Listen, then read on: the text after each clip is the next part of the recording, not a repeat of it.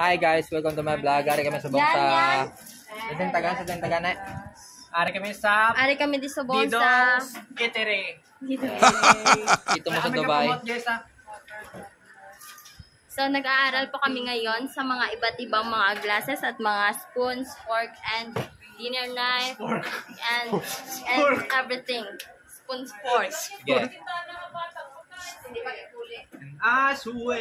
So, nakikita po, mambalita ko na ako. Excuse me po. Magandang umaga mga kabayan. Nandito po tayo ngayon sa isang karinderya na kung saan makikita nyo na ang mga tao ay naglalambingan. Akala nila ay bar. Meron din dito mga pagkain na kung saan makikita mo na wala na nga at naubos na nila.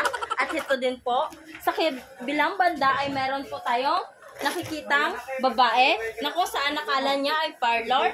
At sa kabila naman po, at nag-aaral nga po siya, tingnan niyo po, masipag na mag-aaral, magandang bata, ngunit siya ay nagugutom kanina. Akala ko mag-aaral lang, bakit may ganito? Bakit ganito?